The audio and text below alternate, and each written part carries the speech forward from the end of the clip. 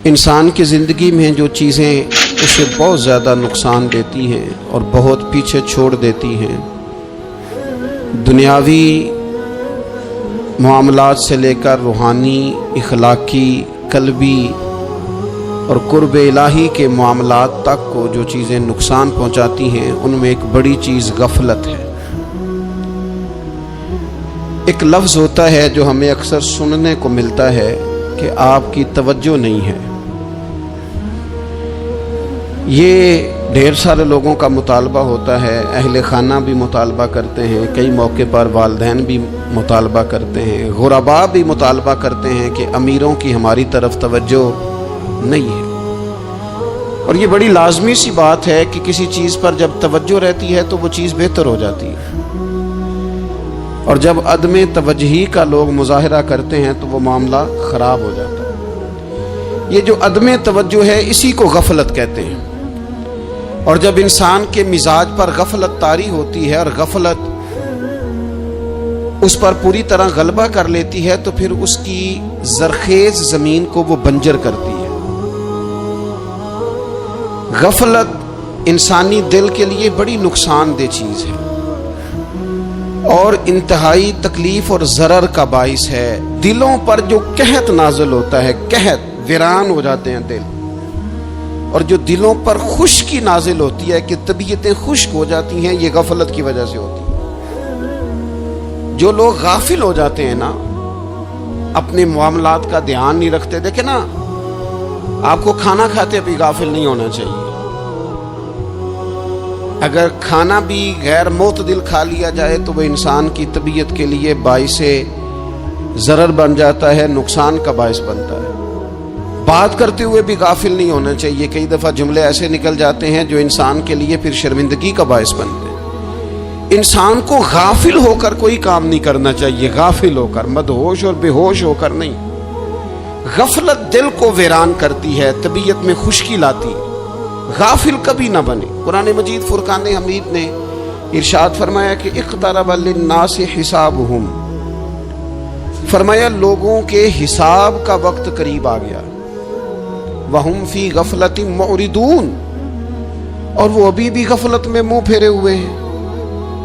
Time آ گیا حساب دینے کا، لیکن وہ ابھی بھی غافل ہیں۔ ہمارے جو زیادہ تر نقصان زندگی میں ہوئے ہیں وہ صرف ہماری غفلت کی وجہ سے ہوئے۔ ہم نے چیزوں پر توجہ نہیں دی، چیزیں گڑبڑ ہو گئیں۔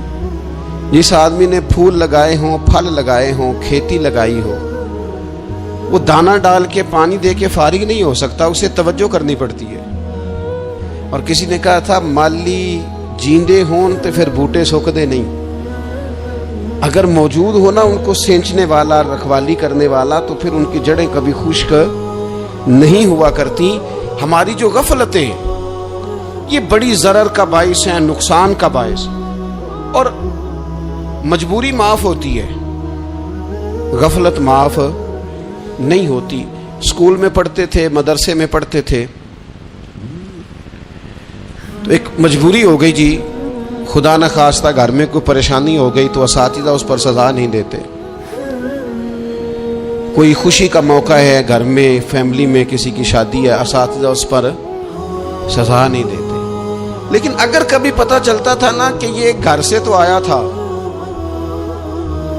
لیکن مدرسے نہیں آیا، یہ اسکول نہیں آیا، رستے میں غافل ہو گیا، تو یہ بات خوفناک تھی۔ یہ قابل سزا جرم تھا کہ تو غافل ہو گیا اپنی پڑھائی سے، تو گھر سے آیا اور یہاں نہیں آیا۔ غفلت قابل سزا ہوتی ہے، مجبوری کی معافی ہوتی ہے۔ ہمارا آج کل جو مسئلہ ہے وہ غفلت کا ہے۔ ڈھیر سارے لوگ ہیں، سمجھدار بھی ہیں، سیانے بھی ہیں، معاملہ فہم بھی ہیں، باشعور بھی ہیں، تعلیم کی ڈگریاں بھی رکھتے ہیں، لیکن اگر ان کی زندگیوں کی تکلیفوں کو دیکھا جائے اور بے آباد روح کو دیکھا جائے اور سجدوں سے ان کی دوری کو دیکھا جائے تو ایک ہی بات سمجھ میں آتی ہے کہ پتہ سارا ہے لیکن لے ڈوبی ہے غفلت، توجہ نہیں کی۔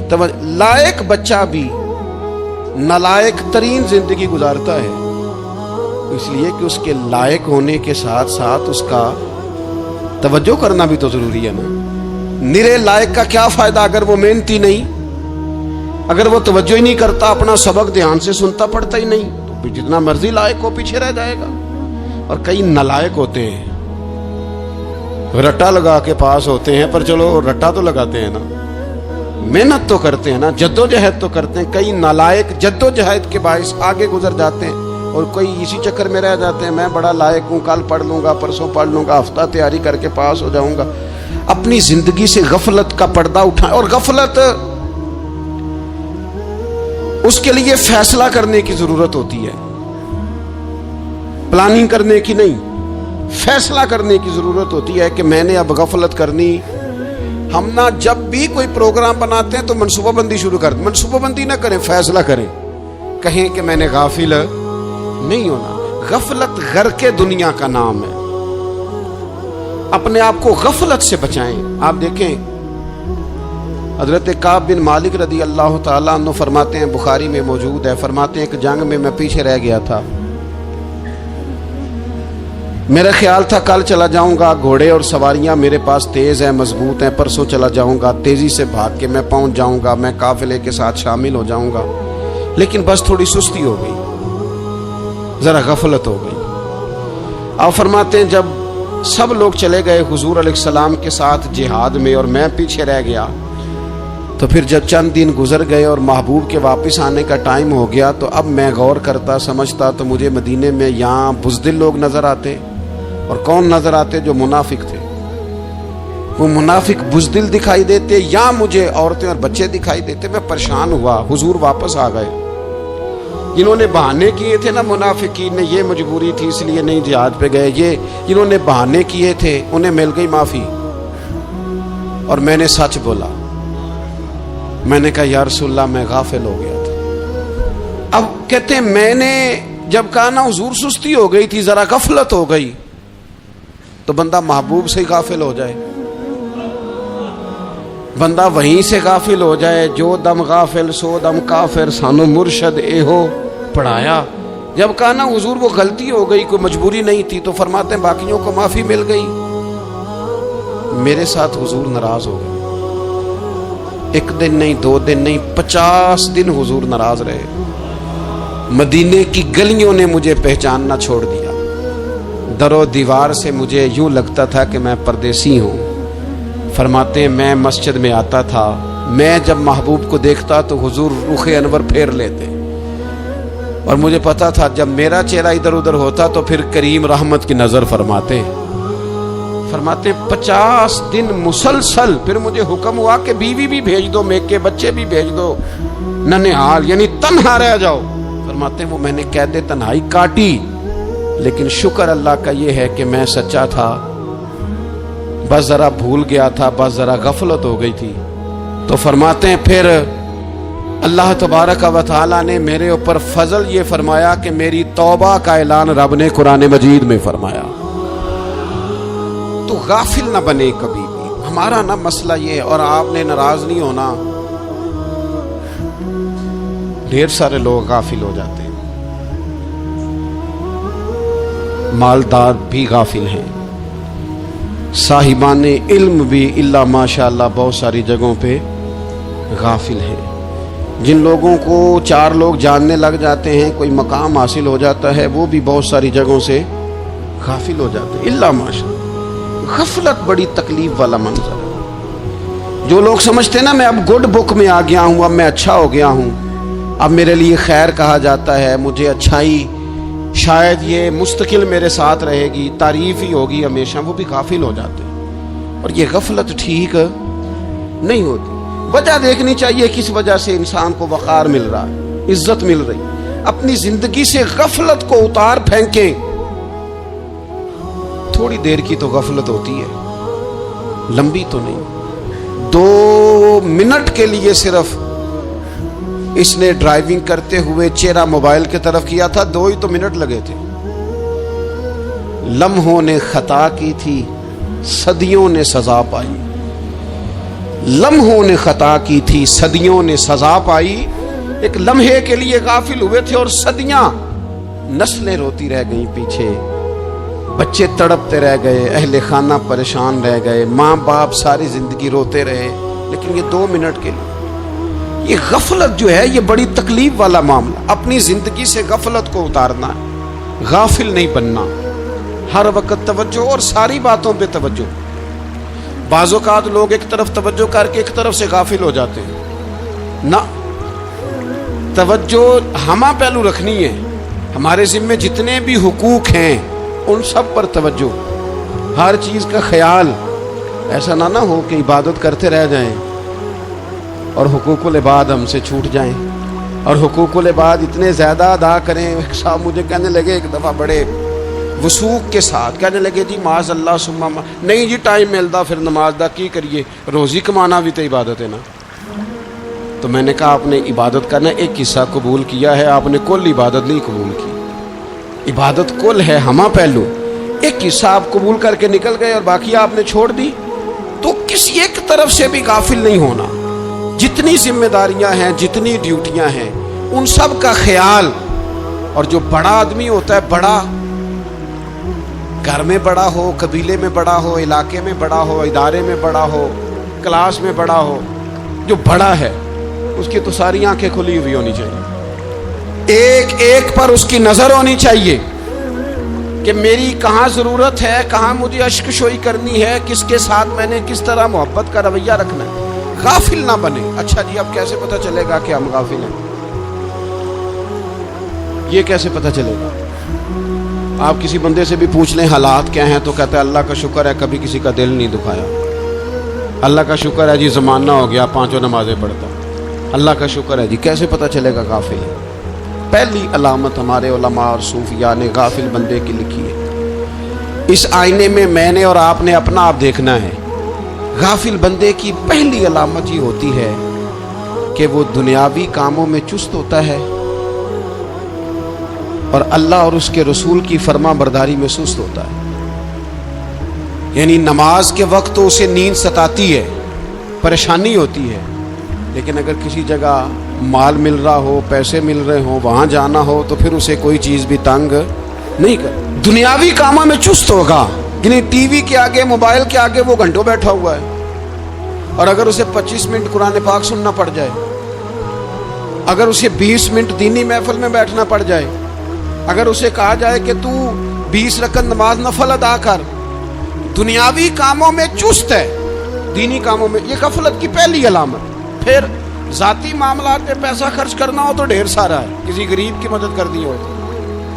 وہ ہمارے ایک دوست ہیں، وہ اکثر کہا کرتے ہیں، وہ کہتے ہیں آج کل کسی سے کہنا فلائی کام میں، دینی کام میں، کسی کی مدد میں کچھ 4 پیسے خرچ کرنے ہیں تو لوگ کہتے ہیں ہاتھ تنگ ہے. ہاں کوئی سستا پلاٹ ملتا ہو نا، اور اگر یہ سمجھ آ جائے کہ وہ مجبور ہے بیچارہ بیچنے والا، تو پھر کہتے ہیں میں 2-3 دوستوں کو پھاڑ لے سان. ذاتی کاموں میں جب بندہ چست ہو اور دینی کاموں میں سست ہو تو مطلب یہ ہے کہ بندہ غافل ہے. پہلی علامت غفلت کی. اور غفلت کی دوسری نشانی یہ ہے کہ انسان گناہ کے کاموں کو معمولی سمجھنے لگ جاتا ہے. یہ غافل بندے کی نشانی ہے. گناہ کو معمولی سمجھتا ہے، چھوٹا سمجھتا ہے. آج کل لوگ کہتے نہیں میں کو اکیلا کر رہا ہوں، ساری دنیا ہی کرتی ہے. اور جناب کیا ہو گیا، اگر یہ غلطی ہو گئی تو بندے سے ہو ہی جاتا ہے. گناہ کو معمولی سمجھنا، چھوٹا سمجھنا اور کہنا پھر کیا ہو گیا ہے، انسان سے غلطی ہو جاتی ہے. آپ دیکھ لیں کہ سینکڑوں بیسیوں گناہوں کا بوجھ ہمارے سروں پہ ہوتا ہے، لیکن کوئی ہمارا دبدبہ ہے، کوئی ہماری گفتگو ہے، کوئی ہمارے جملوں میں خود پسندی ہے، کوئی ریاکاری ہے، کوئی تصنع ہے. یہ غافل بندے کی علامت ہے. نبی اکرم صلی اللہ تعالی علیہ وآلہ وسلم نے فرمایا مومن اپنے گناہوں کو پہاڑ کی طرح سمجھتا ہے. یہ بخاری میں حدیث ہے. مومن پہاڑ کی طرح جانتا ہے اور وہ ڈرتا ہے کہ کہیں وہ پہاڑ اس کے اوپر گر نہ جائے، یعنی کہیں مجھے میرے گناہ کی سزا نہ مل جائے. چھوٹے گناہ کو بھی پہاڑ جانتا ہے، یار مجھ سے غلطی ہو گئی، مجھے ٹھیک کر لینی چاہیے، مجھے معافی لے لینی چاہیے، مجھے توبہ کر لینی چاہیے. مومن اپنے اوپر گناہ کو پہاڑ کی جانب سمجھتا ہے. اور حضور علیہ الصلوۃ والسلام فرماتے ہیں کہ یہ جو فاسق اور فاجر ہوتا ہے نا، اللہ کا نافرمان، یہ گناہ کو مکھی کی طرح سمجھتا ہے، یہ سمجھتا ہے میں نے اشارہ کرنا ہے مکھی نے اڑ جانا ہے۔ مومن کی علامت یہ ہے کہ وہ پہاڑ جانتا ہے اگر غلطی ہو جائے تو پہاڑ۔ امام اعظم ابو حنیفہ رحمۃ اللہ علیہ گزر رہے تھے، بارش ہو گئی تھی اور کوفہ میں کیچڑ تھا، تو آپ نے جو جوتے پہنے ہوئے تھے ان جوتوں سے چلتے ہوئے نا آپ کے پاؤں سے کچھ مٹی اڑی، تو سامنے ایک یہودی تھا، اب اس زمانے میں دیواریں کچی ہوتی تھی، اس کے دیوار پر جا کے وہ مٹی جو تھی وہ لگ گئی۔ اب امام صاحب بڑے پریشان ہوئے کہ میں نے اس کی دیوار کو آلودہ کر دیا۔ یہاں تو لوگ اپنی اینٹیں رکھتے رکھتے کئیوں کی دیواریں توڑ ہی دیتے ہیں، اور پھر وہ اس پر ماننے کو بھی تیار نہیں ہوتے، تسلیم کرنے کو بھی تیار نہیں ہوتے۔ وہ کہتے ہیں پھر کیا ہو گیا، اب ہمارا یہاں گھر ہے تو ہم نے ٹرالی منگوانی نہیں تھی، ہمارا حق بنتا تھا۔ امام صاحب کے پیروں سے ذرا کیچڑ اڑا، یہودی کی دیوار پہ لگا، اس کی کچی دیوار تھی۔ امام صاحب پریشان ہو گئے، سوچنے لگے کہ اگر میں دیوار سے یہ کیچڑ اتارتا نہیں تو یہ بھی زیادتی ہے، میں نے اس کی دیوار کو گدلا کر دیا، اور اگر میں اتارتا ہوں تو کچھ مٹی اس کی دیوار کی بھی اتر جائے گی، کچی دیوار ہے، یہ بھی زیادتی ہے۔ مومن گناہ کو پہاڑ کی طرح سمجھتا ہے کہ کہیں گر نہ جائے، اس کی بھی کہیں سزا نہ مل جائے۔ امام صاحب نے اس کے دروازے پہ دستک دی، وہ باہر آیا تو اتفاق سے وہ آپ کا مقروض بھی تھا، اس نے پیسے دینے تھے۔ باہر نکلتے ہی کہنے لگا اوہ آپ تو قرض لینے آ گئے، میرے پاس تو ابھی گنجائش نہیں ادا کرنے کی۔ تو امام صاحب کہنے لگے تو قرض چھوڑ، وہ میں نے معاف کیا، میرے سے غلطی ہو گئی ہے، میں آ رہا تھا، لکڑی کے جوتے اس زمانے میں کھڑاؤں لوگوں نے پہنے ہوتے تھے، کہا وہ میرے پیروں سے ذرا کیچڑ اڑا ہے، تیری دیوار پہ لگ گیا ہے۔ اب میں بڑی دیر سے کھڑا سوچ رہا ہوں کہ اگر میں تیری دیوار صاف نہ کروں تو میں نے یہ میلی کر دی، گدلی کر دی، یہ بھی بات درست نہیں ہے، زیادتی، اور اگر میں اسے صاف کرتا ہوں کچی دیوار سے کچھ مٹی اتر جائے گی تو یہ بھی زیادتی ہے، اب تو بتا میں کیا کروں۔ تو بے موسمہ پھل تھا نا یہ، تو بے موسمہ پھل دیکھ کے بندہ حیران ہو جاتا ہے، جو باتیں روٹین میں نہ ہو رہی ہوں وہ ذرا انوکھی لگتی ہے، بندہ حیران ہو گیا، غور سے امام صاحب کا چہرہ دیکھنے لگا، غور سے چہرہ دیکھنے لگا، پھر تھوڑی دیر سوچنے کے بعد کہنے لگا حضور پہلے میں نے دین اسلام کے بارے میں پڑھا اور سنا تھا، آج میں نے دین دیکھا ہے،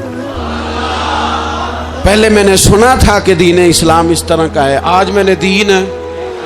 ہم نہ پوری دنیا کے کافروں کو دین سنانا چاہتے ہیں، دکھانا نہیں چاہتے، ہم نیک نظر آنا چاہتے ہیں، نیک بننا نہیں چاہتے، ہم نیک نظر آنا چاہتے، نتیجہ کیا نکلتا ہے کہ کچھ عرصے کے بعد پتہ چل جاتا ہے بندہ کس لیول کا نیک ہے، کیا معیار ہے اس کی نیکیوں کا۔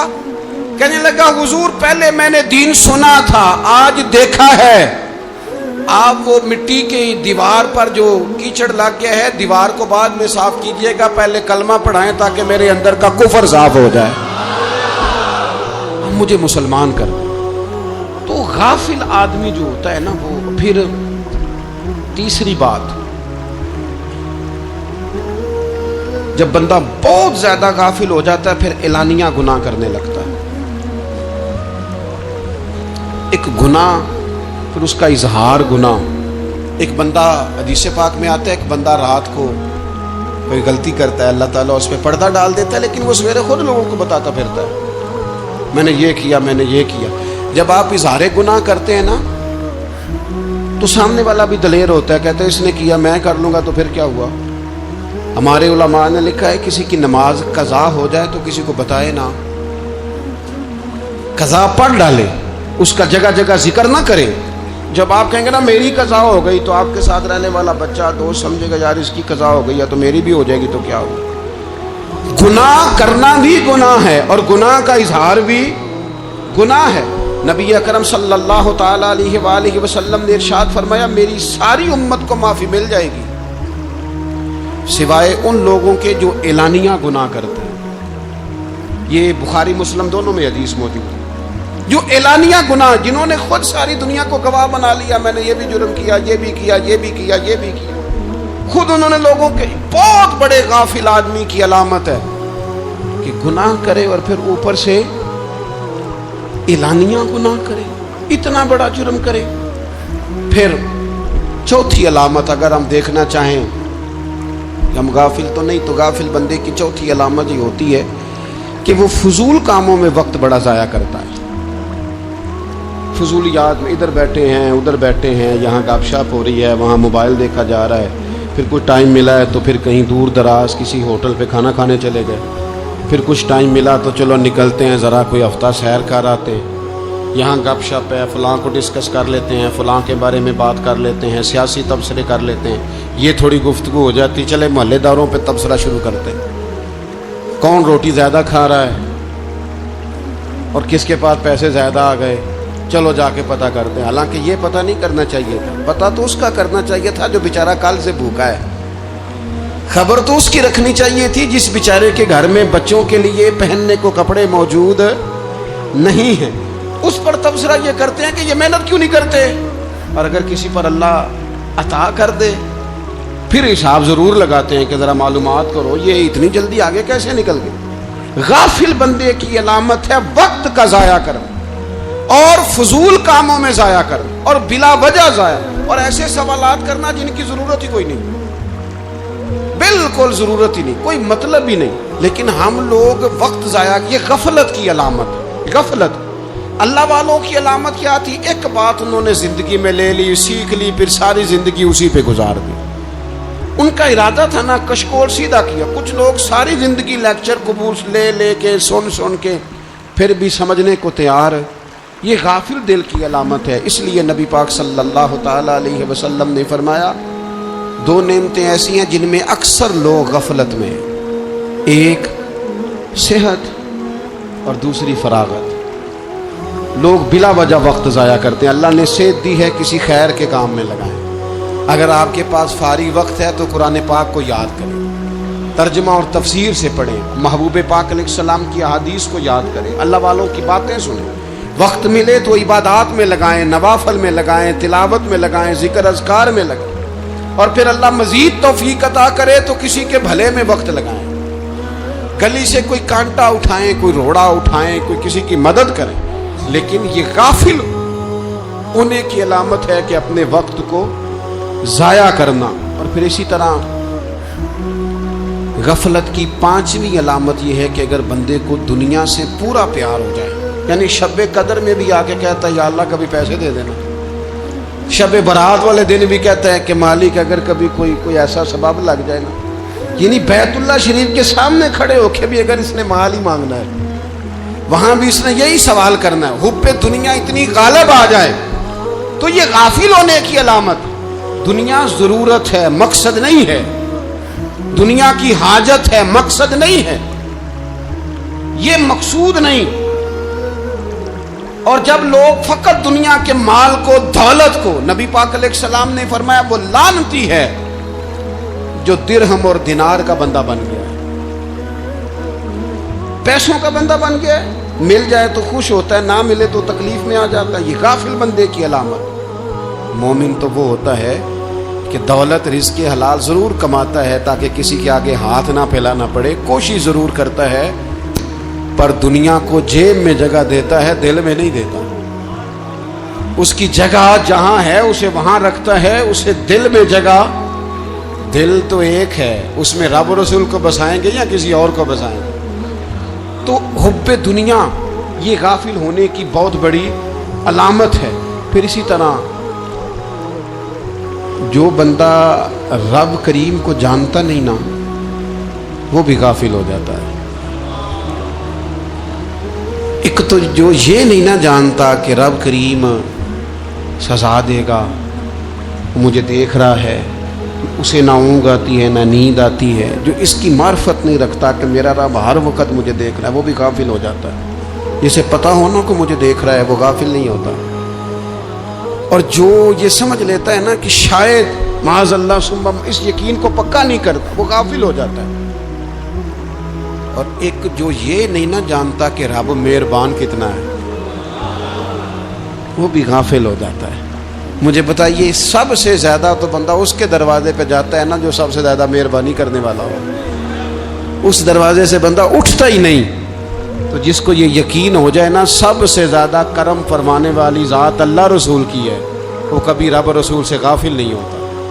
وہ کبھی اللہ رسول کا دروازہ چھوڑ کے نہیں جاتا، وہ کبھی کسی اور جگہ جا کے پناہ تلاش نہیں کرتا۔ جسے پتہ چل جائے نا وہ کریم کتنا ہے، مہربان کتنا ہے۔ ملا رومی رحمت اللہ علیہ فرماتے ہیں بہت بڑا مجرم تھا ایک بندہ، بہت بڑا گناہگار تھا، بت کو پوجتا تھا، تھک گیا، ساری رات بت کے سامنے کھڑا تھا، معاذ اللہ یا صنم یا صنم یا صنم کہتے، تھک گیا، نیند آ گئی، اونگ آ گئی۔ جب پوری طرح نیند آ گئی اور دماغ پہ نیند قبضہ کرنے لگی تو اس کے منہ سے نکل گیا، صنم صنم کہہ رہا تھا نا، نکل گیا یا صمد، او بے نیاز مالک۔ رب کریم نے فرشتوں سے فرمایا دوڑ کے جاؤ، جو کہتا ہے اسے دے دو۔ فرشتے کہنے لگے مالک تو بت کو پکار رہا تھا، اس نے تو غلطی سے نام لیا ہے۔ فرمایا مجھے نہیں پتا، لیکن دیکھو نا اس نے مجھے پکارا تو ہے نا، کتنی دیر سے جھوٹے کو پکار رہا تھا، اس کا معاملہ حل نہیں ہوا، اب اگر سچے کو پکارنے پہ بھی حل نہ ہوا تو فرق کیا رہ جائے گا؟ دے دو جو مانگتا ہے، دے دو۔ میرے دوست گھر پتہ چل جائے وہ کریم کتنا ہے، وہ مہربان کتنا ہے۔ میرے رسول پاک علیہ الصلوۃ والسلام نے تو فرمایا تیری آنکھ سے اگر اس کے خوف سے اتنا آنسو بھی نکل گیا جتنا مچھر کا پر ہوتا ہے، تو جس طرح بھینس کے تھنوں سے نکلا ہوا دودھ واپس تھنوں میں نہیں نہ جاتا، جو اتنا بھی روئے نہ روئے اللہ کے خوف سے، وہ بندہ دوزخ میں نہیں جائے گا۔ تھوڑی دیر کے لیے ڈر جائے اپنے رب سے، آئے تو صحیح۔ عدم معرفت غفلت پیدا کرتی ہے، تو آ تو صحیح، وہ تو کریم ہی بڑا ہے، وہ تو مہربان ہی بڑا ہے۔ حضرت زنیرہ رضی اللہ تعالی عنہ حضور کی صحابیہ ہیں۔ ایام جو مکے کے تھے مسلمانوں پر بڑی آزمائش کے تھے، انہیں بڑا مارا کفار نے، اتنا مارا کہ ان کی بینائی چلی گئی، نظر آنا بند ہو گیا۔ کافروں کی عورتوں نے تانا دیا کہ تو نے ہمارے بت چھوڑے ہیں نا، تو دیکھنا تیری بینائی چلی گئی۔ تو جناب زنیرہ اللہ پہ بھروسہ، توکل، معرفت الہی کا جذبہ، اٹھ کے کھڑی ہو کہنے لگی چپ کرو، تمہارے جھوٹے بت کیا کر سکتے ہیں، میرا رب چاہے تو صبح جب میں اٹھوں تو میری آنکھیں روشن ہو، اگر کریم کرم کر دے۔ لوگ کہتے ہیں واقعی ایسا ہوا، جب وہ سویرے اٹھی تو اللہ نے ان کی روشنی واپس کر دی۔ تجھے پتہ چل جانا وہ مہربان کتنا ہے۔ وہ ایک بزرگ تھے تو ان سے کسی نے کہہ دیا کہ اگر آپ کا حساب آپ کے ماں باپ کے ذمہ ہو جائے تو پھر کیسا، پوچھنے کے لیے قیامت میں اگر ماں باپ حساب لیں تو پھر کیسا۔ بڑے سیانے لوگ تھے جو دل والے تھے، کہنے لگے نہیں، رب کریم ہی ٹھیک ہے، اس لیے کہ وہ ماں باپ سے کہیں بڑھ کر پیار کرنے والا ہے۔ اگر یہ معرفت مل جائے وہ کریم کتنا ہے، اور جب بندہ پوری طرح اس کی بارگاہ میں آ کے تڑپ جاتا ہے نا، مولا میں جاؤں کدھر، تیرا دروازہ چھوڑ کے جاؤں کدھر۔ اقبال کہتے ہیں وہ ایک سجدہ جسے تو گراں سمجھتا ہے، 1000 سجدوں سے دیتا ہے آدمی کو نجات۔ تجھے جگہ جگہ جھکنا نہیں پڑے گا اگر تو صحیح معنوں میں اپنے رب کی بارگاہ میں جھک جائے۔ تو میرے عزیز کوشش کرے کہ اس کی معرفت، اس کا کرم، اس کی عطا اور اللہ تبارک و تعالیٰ کے حاضر و ناظر ہونے پر عین الیقین، حق الیقین حاصل کرے۔ اور پھر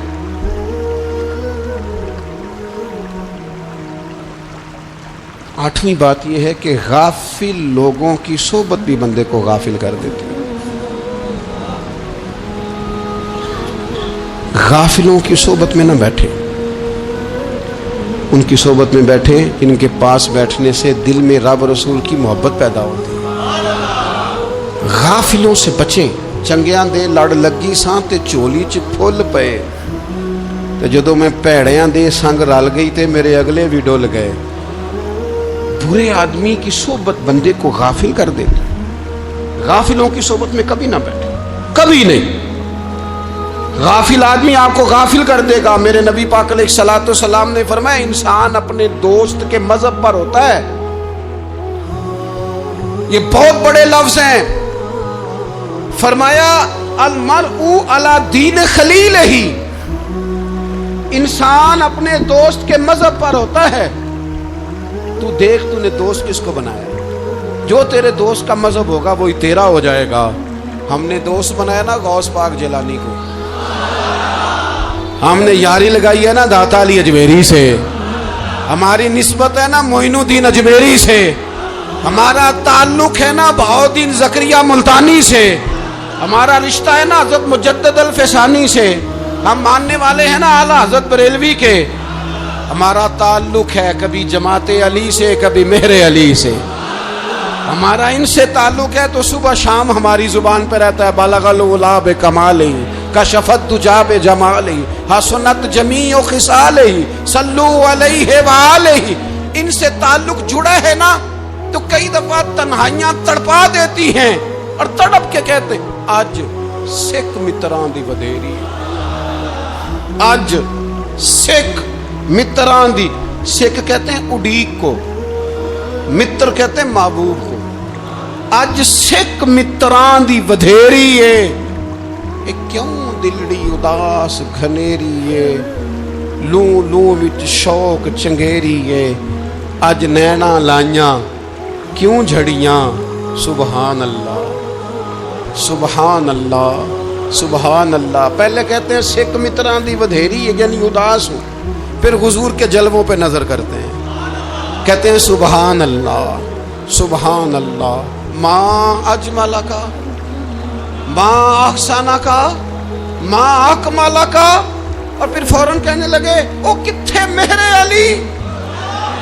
او کتھے مہر علی، کتھے مہر علی تے کتھے تیری سنا، اب دیکھو مشتاق اکھی کتھے جاڑیاں بلغ العلا بے کمال کشفت دجا بے۔ اور میرے اعلیٰ حضرت کہنے لگے سرور کہوں کہ مالک و مولا کہوں، باغ خلیل کا گلے زیبا کہوں تجھے، تیرے تو وصف عیب تناہی سے ہیں بری، حیران ہوں میرے شاہ میں کیا کیا کہوں۔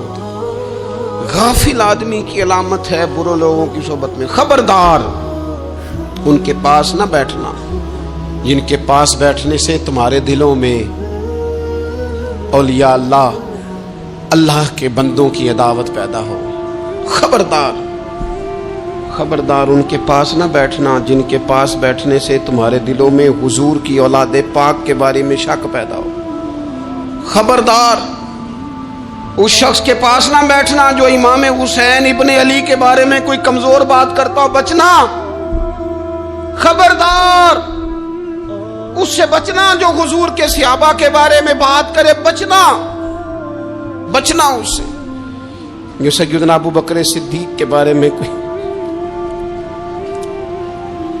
دیکھو کیا مقدر ہے صدیق و فاروق کے، جن کے گھر ہی رحمتوں کے خزینے میں، بھلا کیا کہا نبی پاک، حضور نے فرمایا میرے اوپر جس نے نیکی کی تھی بدلہ دے دیا ہے، یہ جو میرے ابو بکر صدیق ہے نا، ان کو میں اللہ کی بارگاہ میں لے جاؤں گا، کہوں گا مالک تو ہی بدلہ عطا فرما۔ ایک ہاتھ میں جناب صدیق کا ہاتھ پکڑا، ایک میں حضرت عمر کا ہاتھ پکڑا، اور حضور مسجد نبوی سے باہر آ رہے ہیں، دیکھنے والے کی زبان سے بے ساختہ سبحان اللہ نکل گیا، کیا شان ہے کیا مقدر ہے۔ تو حضور علیہ السلام رک گئے، اور روک کے فرمایا تو حیران ہو رہا ہے نا، تو حیران ہو رہا ہے نا کہ میں نے ایک ہاتھ میں ابو بکر کو پکڑا ہے، ایک میں عمر کو پکڑا ہے، فرمایا قیامت میں جب میری قبر کھلے گی تو میں اسی طرح قبر سے نکلوں گا، اس طرح میدان محشر میں آؤں گا، خبردار حضور ایک وفاداروں کے وفادار رہنا، ان کے وفادار رہنا، ان کے وفادار رہنا۔ بڑا عجیب دور آیا ہے، ہم نے یہ دور دیکھا ہے کہ لوگ حضور کے صحابہ کے بارے میں بھی بات کریں گے، اب نبی پاک کی اولاد پاک کے بارے کو بھی ڈسکس کیا جائے گا۔ اپنا منہ تو دیکھ، اپنی حیثیت دیکھ، اور پھر وہ بندے دیکھ جن کو اللہ نے چن کے اپنے محبوب کی غلامی کے لیے حضور کے قریب بٹھایا ہے۔ تو بچنا ایسے لوگوں سے، پرہیز کرنا، خبردار عقیدہ ستھرا رکھنا، عقیدہ ستھرا رکھنا، صاف رہنا، پاکیزہ رہنا، غافلوں کی صحبت سے بچنا۔ بڑا ڈرتے ہیں اللہ سے، دعائیں مانگتے ہیں یا اللہ نسلوں میں بھی وہی بندے پیدا فرما جو عقیدے پکے رکھنے والے ہیں، وہ بندے پیدا فرما ہماری نسلوں میں۔ ایک وہ بندہ بھی غافل ہو جاتا ہے جو امیدیں لمبی لگا لیتا ہے،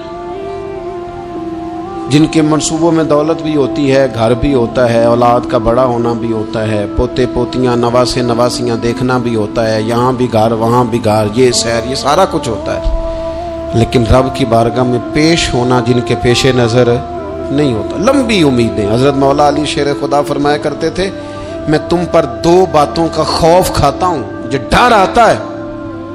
ایک یہ کہ تم خواہش کی پیروی کرو گے, جو نفس کی خواہش ہوگی اس کے پیچھے لگ جاؤ گے, اور ایک تم لمبی لمبی امیدیں باندھو گے, اتنے سال جینا ہے, اتنے 100 سال جینا, یہ کرنا ہے, وہ کرنا ہے. منصوبہ بندی کریں مستقبل کے لیے, وہ بری نہیں, لیکن تیاری رکھیں, تیاری رکھیں. اس بات کا بھی خیال رکھیں کہ اللہ کی بارگاہ میں حاضر ہونا. یہ غفلت کی چیزیں ہیں جو بندے کو غافل کر دیتی ہیں. جو لوگ اللہ کا ذکر نہیں کرتے وہ بھی غافل ہو جاتے ہیں, اور جو فضول باتیں زیادہ کرتے ہیں نا, ہنستے زیادہ. فَلْيَضْحَكُوا قَلِيلًا وَلْيَبْكُوا كَثِيرًا. قرآن کہتا ہے زیادہ رویا کرو, کم ہنسا کرو. نبی پاک علیہ الصلوۃ والسلام سے پوچھا تھا حضرت عقبہ بن عامر نے کہ یا رسول اللہ نجات کس چیز میں ہے؟ تو نبی پاک علیہ الصلوۃ والسلام نے فرمایا ایک تو اپنی زبان قابو میں رکھو, دوسرا فرمایا اپنے گھر میں ٹھہرے رہو, تمہارا گھر تمہارے لیے کافی ہو, فضول نہ نکلو گھر سے, اور تیسرا فرمایا اپنی خطاؤں پہ رویا کرو. کثرت کلام اور فضول کلام اور بلا وجہ بندے کو غافل کرتا ہے, دل کو سخت کرتا ہے. یہ چند چیزیں ہیں جو انسان کو غفلت میں ڈالتی. اپنے آپ کو ان چیزوں سے بچائیں اور غفلت کو توڑیں. آپ کے ذمے, میرے ذمے جو حقوق و العباد ہیں ان کا پتہ کریں, جو اللہ رسول کے حقوق ہیں ان کی خبر دیکھیں. ہماری جو ذمہ داریاں ہیں ہم کس طرح انجام دے رہے ہیں اس پر توجہ کریں. اپنے معاملات کو ٹھیک کریں. ہم انسان ہیں, کوتاہیاں تو رہ جائیں گی, لیکن جب کوشش کریں گے تو پھر رب تعالیٰ مدد بھی فرمائے گا. ایک بات اور کرنی ہے, ایک تو میں نے عرض کیا غفلت کو توڑنا, ایک دوسری بات قرآن مجید کا ایک سبق اور. جب غفلت توڑنی ہے تو پھر لازمی طور پر ایک کام کرنا پڑے گا. میں نے یہ عرض کیا تھا کہ پلاننگ نہیں کرنی, فیصلہ کرنا ہے. تو فیصلہ کرنا ہے تو کرنا کیا ہے؟ پھر قرآن حکیم نے سورہ بقرہ میں کہا فاستبقوا الخیرات,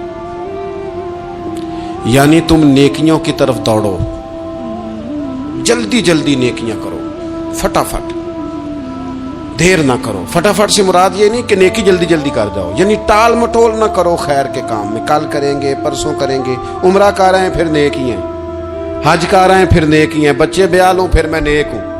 یہ تھوڑا سا یہ کام ٹال مٹ. فاستبقوا الخیرات, نیکیوں کی طرف دوڑو, جلدی کرو, بھاگو.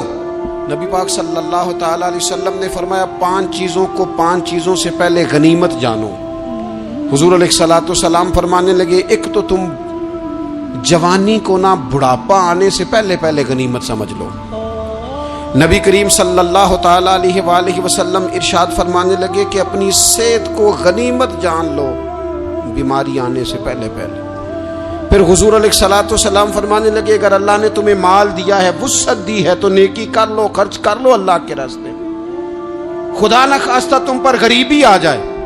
اور پھر حضور سید عالم صلی اللہ تعالی علیہ وسلم فرمانے لگے اگر تمہیں اللہ نے کچھ فراغت دی ہے, بہت زیادہ مصروف نہیں ہو, تو غنیمت جان لو, جلدی سے نیکی کر لو قبل اس کے کہ تم مشغول ہو جاؤ. اور 5ویں بات حضور نے بیان کی, فرمایا زندگی کو غنیمت جانو, موت آنے سے پہلے پہلے جلدی سے نیکی کر لو. نیکی کے لیے ساری زندگی منصوبہ بندی نہ کرتے رہو, نیکی کے لیے دیکھو نا, ہماری زندگی میں یہاں دنیا میں رہ کے چند منٹوں میں وہ نیکی کی جا سکتی ہے جو قیامت کے بعد صدیوں کا ہمارا فائدہ کرے, صدیوں کا فائدہ کرے.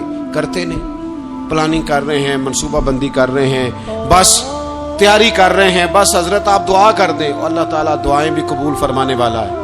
لیکن جو نیکی نصیب ہوتی ہے اسے جلدی سے کر گزریں, اسے فٹافٹ کریں. میں ایک گاؤں میں گیا, اب تو خیر وہ دور نہیں رہا, یہ 10-15 سال 20 سال پہلے نا جو نوجوانوں کی مصروفیات ہوتی تھیں ان میں سے ایک مصروفیت یہ ہوتی تھی کہ گندم لے کے چکی پہ جانا ہے, آٹا پسوا کے لانا ہے. یہ ایک بڑی, چونکہ سبھی گھروں کے اندر سال کے لیے گندم سٹاک کر لی جاتی تھی, تو گندم لے کے جانا یہ ایک ڈیوٹی ہوتی تھی. ایک نوجوان ایک گاؤں میں, اس کی مجھے تعریف سننے کو ملی. تو ایک بوڑھی اماں کہنے لگی یہ تو بڑا نصیباں والا ہے, سارے دے آٹا پیا لے ہوندا ہے.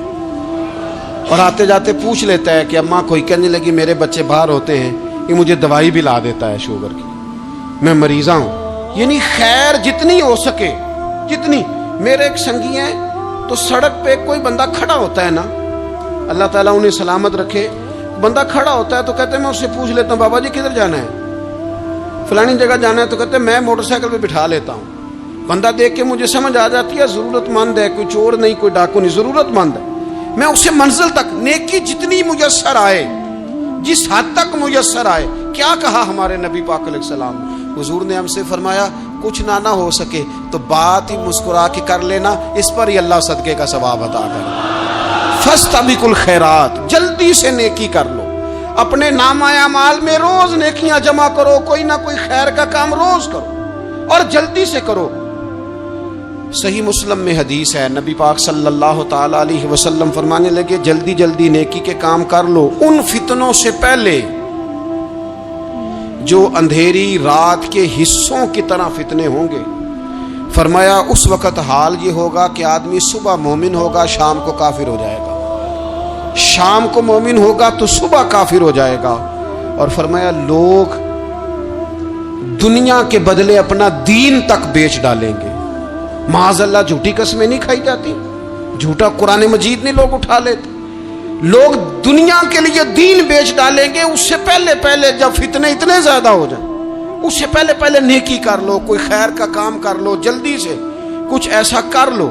حضرت عقبہ بن حارث رضی اللہ تعالیٰ عنہ فرماتے ہیں یہ دیکھیں ہمارے نبی پاک علیہ السلام کی سیرت کیا ہے، حضور کا اسوہ کیا ہے، نبی پاک علیہ السلام ہماری تربیت کس طرح کرتے۔ حضرت عقبہ بن حارث رضی اللہ تعالیٰ عنہ کہتے ہیں ہم نے نبی پاک علیہ السلام کے ساتھ عصر کی نماز پڑھی، یہ صحیح بخاری میں موجود ہے۔ فرماتے حضور سلام پھیرتے ہی فوراً اٹھ کے گھر تشریف لے گئے۔ یہ ہمارے لیے انوکھی بات تھی، غیر متوقع تھی، پہلے کبھی ایسا ہوا نہیں۔ سلام پھیرا نماز کا، حضور جلدی سے تشریف لے گئے۔ اب ہم حیران تھے اور حیرت انگیز طور پر حیران تھے کہ کریم اتنی جلدی تشریف لے گئے۔ تھوڑی دیر ہوئی حضور واپس آ گئے تو محبوب پاک علیہ السلام فرمانے لگے گھر میں ایک چھوٹی سی ڈلی، ایک چھوٹا سا ٹکڑا سونے کا پڑا تھا، مال آیا تھا سارا صدقہ کر دیا، وہ تھوڑا سا پڑا تھا، اچانک مجھے یاد آیا وہ تو پڑا رہ گیا۔ تو حضور فرمانے لگے میں نے کہا کہیں ایسا نہ ہو جائے کہ ساری رات گزر جائے اور میرے گھر میں پڑا ہی رہ جائے، میں جلدی سے جا کے اسے خیرات کر دوں۔ میں نے خیرات کیا پھر میں واپس آ گیا ہوں۔ جلدی سے نیکی، جلدی سے نیکی کر لی جائے۔